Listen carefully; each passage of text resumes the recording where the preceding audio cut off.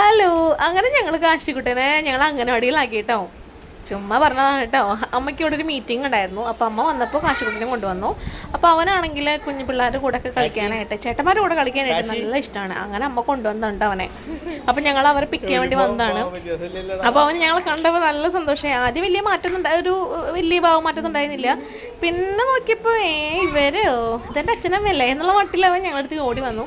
പിന്നെ ഭയങ്കര പോസായി, കാരണം കളിയും കാര്യങ്ങളൊക്കെ ആയിട്ട് അവൻ നടന്നു. അങ്ങനെ പിള്ളേർ കളിയൊക്കെ കണ്ടിരിക്കാനായിട്ട് നല്ല രസമുണ്ടായിരുന്നു. അതിൻ്റെ ഇടയ്ക്ക് അവൻ എന്തോ വായിൽ പറക്കിയിട്ടു. നോക്കിയപ്പോഴാണ് അത് ചെറുപയറായിരുന്നു. കുഴപ്പമില്ല. അങ്ങനെ ഇപ്പോൾ ഒരു പാട്ട് പാടും. ആ പാട്ട് നമ്മൾ കേട്ടിട്ടുണ്ടെങ്കിൽ പറയാൻ കേട്ടോ. പാട്ട് പാടുമോ? ഒരു പാട്ട് പാടിയേ.